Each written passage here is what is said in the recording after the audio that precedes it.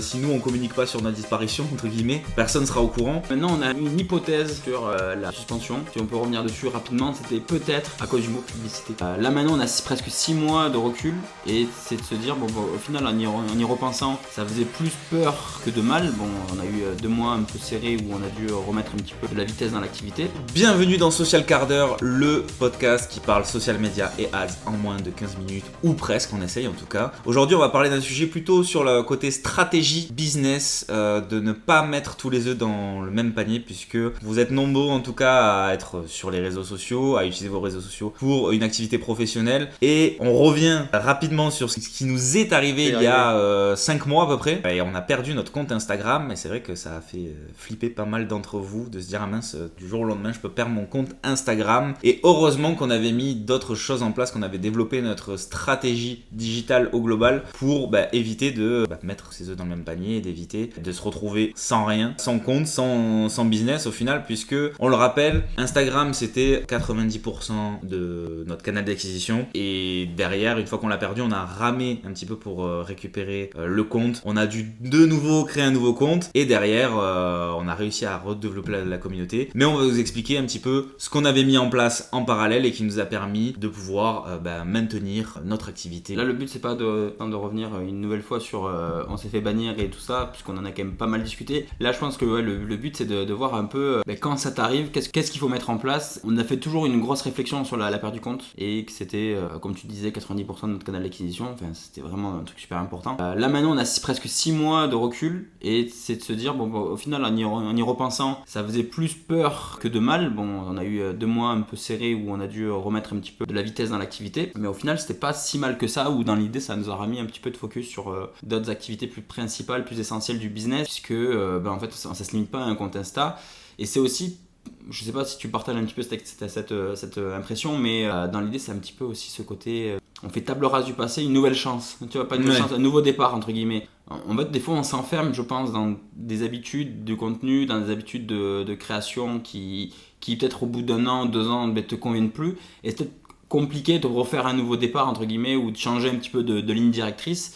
Parce que tu sais que ça marche, que ça plaît, et que les gens te connaissent pour ci ou pour ça. C'est vrai qu'on avait la chance de vouloir lancer ce podcast, et en fait au final l'idée s'est un petit peu imposée d'elle-même, où on s'est dit on n'a plus de compte Insta, on voulait faire un podcast, donc autant qu'on bénéficie de ce nouveau podcast pour communiquer, donc c'est-à-dire créer un nouveau compte dédié au podcast, sur lequel aussi on récupère la communication qu'on faisait à l'époque sur Social Quart d'heure, pour re-exister sur le réseau, puisqu'on avait cette problématique aussi où tous les comptes qu'on recréait étaient supprimés automatiquement. Mais c'est vrai que le podcast nous a permis de partir sur un nouveau projet, de se dire ok, c'est pas grave, on repart à zéro avec un compte Insta. Et en même temps, on a ce projet de podcast qui va être au final au cœur de la stratégie, qui va nous permettre de pouvoir proposer des formats un peu plus longs, de rentrer un peu plus en profondeur sur des conseils, des contenus à valeur ajoutée, et derrière pouvoir décliner ces conseils-là, enfin en tout cas cette vidéo en Reels, sur TikTok, sur toutes les autres plateformes, et du coup nous permettre d'être un peu plus régulier, puisque c'est ça aussi la problématique constante quand on communique sur les réseaux sociaux, c'est d'avoir du contenu quand même régulier et de pouvoir être présent régulièrement sur la plateforme. Et c'est vrai que le format de podcast permet de soutirer quelques contenus qui peuvent être pertinents dans un épisode de 15 minutes, et pouvoir le dupliquer sur différents formats. Donc ça c'est un truc qui nous a, où on s'est dit tiens ok, on va accélérer cette idée de podcast, c'est quelque chose qu'on repoussait depuis un moment, où là ça va nous permettre de partir sur un nouveau projet, et derrière de pouvoir au final prendre du recul, comme tu l'as dit, sur tout ce qu'on avait mis en place depuis 3 ans, parce que ça faisait 3 ans qu'on avait ce compte Instagram,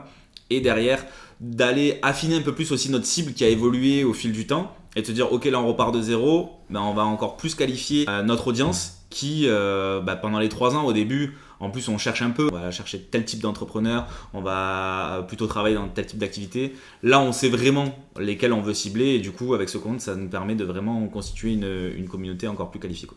Ouais, je pense qu'on a eu de la chance aussi de vouloir lancer ce podcast, parce que dans l'idée je pense qu'on a eu toutes les étoiles qui étaient alignées, où on voulait lancer un podcast, et direct on a vu le concept assez rapidement, où ça s'appelait Social Quart d'heure, c'était des trucs de 15 minutes. Ça, le quart d'heure c'est quarter, enfin, pour ceux qui suivent un petit peu l'histoire, on s'appelait Social Quarter et maintenant c'est Social Quart d'heure. C'est la traduction littérale en français, quoi, concrètement. On aurait même pu l'appeler quart d'heure social, pour vraiment rester dans cette traduction littéraire. Mais je trouve que ça s'est bien dégoupillé on avait un podcast à lancer, on avait le concept, et en plus des épisodes de 15 minutes qu'on peut décliner sur les réseaux sociaux de manière ultra rapidement. En plus, coup du destin, il y avait Opus Pro, donc l'outil qu'on utilise pour faire la découpe des podcasts. Au final, on se rend compte que ça demande pas plus de travail que ça de faire une publication par jour, parce que là, c'est ce qui se passe depuis. Si tu me corrige-moi si je me trompe. Parce que c'est toi qui as les yeux dessus, mais on fait une publication par semaine, une publication par jour depuis septembre. Oui, c'est ça. Alors après, on enlève des fois les week-ends, etc. Les week-ends, au moins de 4 à 5 publications par semaine, contrairement à avant où on avait un rythme de 2 à 3. Donc forcément, on est beaucoup plus visible et ça nous permet aussi de développer notre communauté beaucoup plus rapidement. C'est ça aussi l'avantage, parce que si on avait gardé le même rythme, là en 5 mois, on a retrouvé plus de 1000 abonnés. Parce que c'est difficile aussi, parce que les gens nous disaient ouais mais de toute façon il y a votre communauté d'avant qui vous a retrouvé, donc au final vous n'avez pas perdu grand chose, etc. En fait c'est difficile parce qu'on a tellement de contacts, de discussions par jour sur Instagram, en message privé, des liens qu'on a créés, que oui on a pu retrouver peut-être une centaine de personnes qui nous suivaient, qu'on a en tête, mais après tout le reste derrière c'est des gens qu'il faut aller rechercher, ou qu'on va retrouver, ou on va redécouvrir par des contenus. Donc là l'avantage c'est que ça nous permettait de pouvoir repartir du bon pied, quoi. Et puis même si les gens nous disent ouais vous partez pas de zéro, de toute manière t'avais nos 3500 personnes, effectivement il y en a 500 qui nous ont suivis de suite, on n'a pas galéré parce qu'effectivement c'est des anciens, c'est des gens avec qui on échange souvent et tout ça. Par contre les 3000 autres personnes, elles ont peut-être pas entendu parler qu'on a disparu, et s'ils se posent pas plus de questions, ils ne trouvent plus sur Insta, et c'est fini, quoi. Donc on va pas aller chercher à la main 3500 personnes, surtout qu'on n'a pas de liste. On se souvient des gens avec qui on bosse, on se souvient des gens avec qui on discute souvent, donc là eux c'est facile d'aller les chercher, mais les 3000 autres personnes qui nous ont entendus vite fait une fois ou deux, mais qui nous ont suivis par curiosité et qui sont plus là après parce qu'on a disparu, on peut pas aller les chercher comme par magie. On n'a pas. Mais même il y avait plein de personnes qui nous suivaient déjà de base, ou avec qui on avait l'habitude d'échanger, qui une fois qu'on allait les suivre à nouveau nous ont dit ah mais mince désolé, je comprends pas pourquoi je vous suivais plus, je comprenais pas pourquoi je vous voyais plus apparaître dans mon fil. Pour eux ils nous avaient même pas capté qu'on avait été bannis, puisque après en même temps je veux dire, on n'est pas non plus une personnalité reconnue ou quoi, donc en fait si nous on communique pas sur notre disparition entre guillemets, personne sera au courant. L'avantage aussi de la chose qu'on avait mis en parallèle, c'est que forcément on avait déjà notre CRM, donc on avait déjà un fichier client de base, et donc ce fichier client, même si ça peut être juste des prospects ou des contrats qui n'ont pas forcément été signés,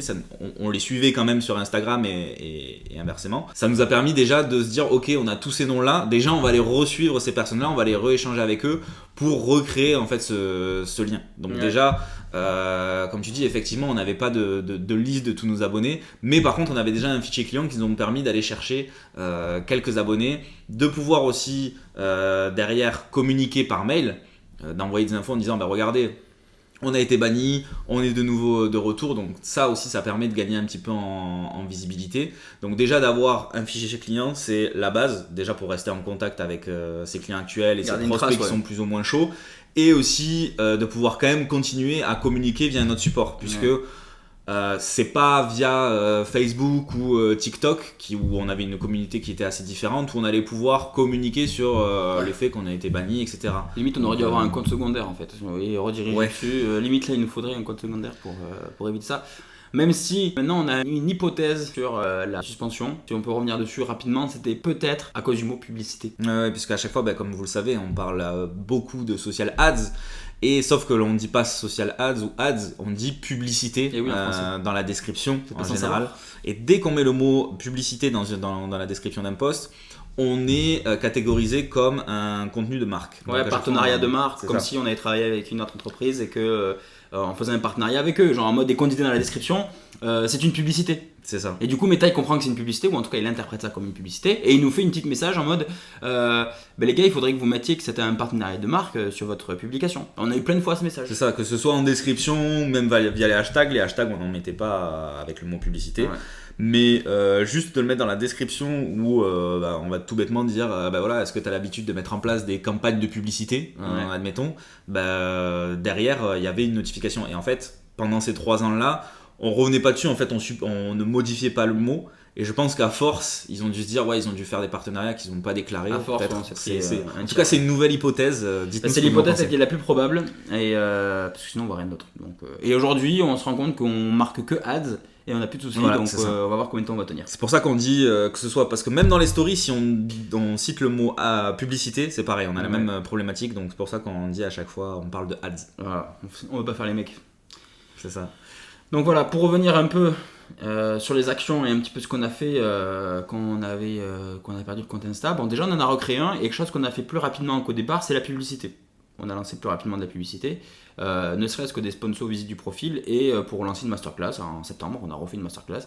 On voit quand même que le contenu a une grande part à jouer sur les résultats qu'on va avoir à la fin. On en parle depuis le début, mais là on le voit, on est rodé sur notre création de contenu, on sait bien le faire, on a 2 ans, 3 ans de création de contenu dans les dents et dans les pieds, et partout dans le corps. Et du coup, quand on crée un contenu, aujourd'hui ça va mieux, et quand il est visible, on connaît les codes, on sait qu'est-ce qu'attendent les gens, et on voit en une diffusion de pub, on a pris 600 abonnés le mois dernier juste en diffusant un petit peu à droite à gauche nos contenus, sans budget de fou, quoi. On a dépensé peut-être 150 € en pub et ça nous a fait gagner 400 abonnés, tu vois.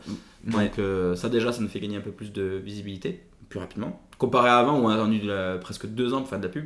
Le secret et le petit conseil qu'on peut déjà donner au final, c'est déjà de recycler le contenu. C'est un peu aussi le socle là de notre stratégie actuelle. C'est-à-dire qu'on va avoir le gros pilier qui va être le podcast, où chaque épisode dure 15 minutes, et à partir de là, on va pouvoir tirer des différents conseils qu'on va pouvoir repartager en différents contenus, que ce soit en carrousel, que ce soit en Reels, et les diffuser sur les différentes plateformes.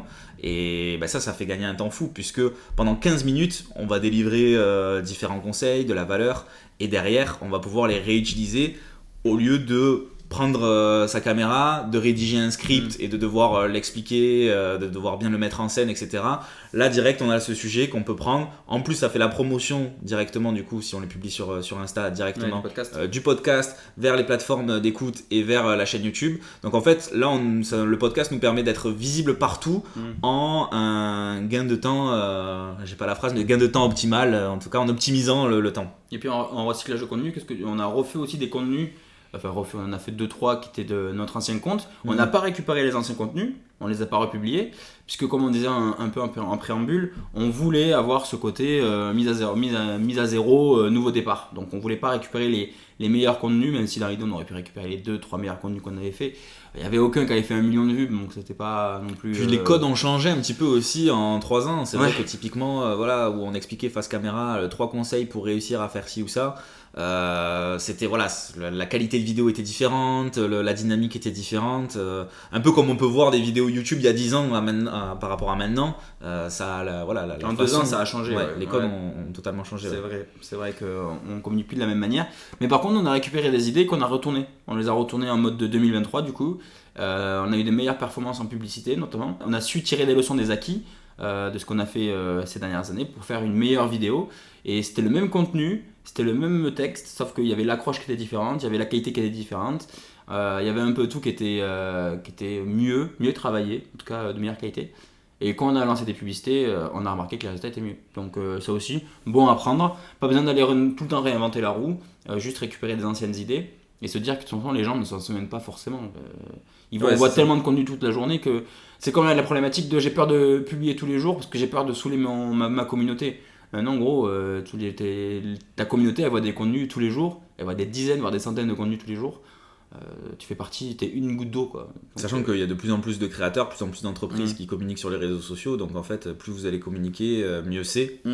Effectivement il faut que votre contenu soit pertinent, mais derrière en tout cas ne pensez jamais que vous allez saouler votre audience. Donc pour revenir un petit peu sur tout ça, c'est que on a démarré avec uniquement notre compte Instagram, puisque ce qu'on voulait prouver aussi à nos futurs clients, c'est qu'on pouvait développer en tout cas une communauté et trouver ses premiers clients uniquement avec un compte Instagram. On n'avait pas besoin de site internet, parce que c'est un peu l'idée qu'on se fait en général, de dire ouais mais moi j'ai pas de site internet, est-ce que ça sert à quelque chose que je lance une stratégie sur les réseaux sociaux. Donc premièrement on a fait ça pendant 1 an. C'est vrai que c'est risqué pendant 1 an, puisque 1 an il peut arriver pas mal de choses et se faire suspendre notre compte. Donc c'est vrai que si au bout d'1 an on avait eu cette suspension, peut-être qu'on l'aurait vécu différemment. Là on avait la chance où ça fait bientôt 3 ans qu'on est lancé, donc on avait déjà des clients en cours, on a une toute petite, on va dire, notoriété déjà, mais on a un fichier client. Donc ça nous permet aussi de prendre ça aussi plus sereinement. Qu'au début, on est en plein doute, etc. Ben, ça tombe bien, puisque je suis en train de conclure. Derrière, on a créé notre site internet. Donc aussi, il faut dire que quand on a perdu notre compte Instagram, on avait déjà quand même notre site internet. Donc on était quand même visible sur, un minimum, sur Google. Sur Google, donc sur le World Wide Web en tout cas. Si on marquait Social Quarter, on tombait sur notre site. On pouvait tomber, donc je veux dire, si on rencontrait des gens en physique, bon, ben certes, on leur disait ouais, on a perdu notre compte, on peut pas vous partager notre compte, mais vous pouvez nous trouver en tout cas sur Google ou sur TikTok. Donc déjà aussi, c'est pareil, on a notre présence sur TikTok, sur Facebook, sur LinkedIn, etc. Donc ça nous permettait de dupliquer les comptes, puisque forcément sur LinkedIn, sur TikTok, c'est pas forcément les mêmes audiences. Donc plus vous répétez le message sur les différentes plateformes, plus vous mettez le chance de votre côté d'être visible. Et derrière, la publicité, ça aide quand même vraiment pas mal, puisque ça nous a permis aussi d'accélérer le développement de notre communauté, de notre visibilité. Et qu'est-ce qui a aussi aidé le développement de notre communauté ? Le recrutement de notre alternante, Candice. Mais ça, c'est pour l'épisode juste après. J'espère que cet épisode vous aura plu. On vous donne rendez-vous juste après pour parler de ce recrutement, puisqu'on est sur notre bilan 2023 un petit peu. Donc on vous invite à l'écouter si ça vous intéresse. Et puis autrement, on vous remercie pour votre écoute.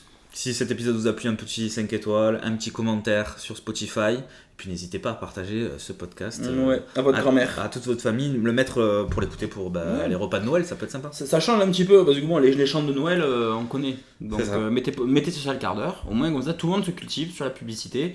Vous passez un bon moment entre amis, entre familles, et voilà, c'est la joie des fêtes de Noël, des fêtes de fin d'année. Voilà. Allez, à tout de suite pour l'épisode sur le recrutement, et autrement on vous dit à très vite. Ciao. Ciao.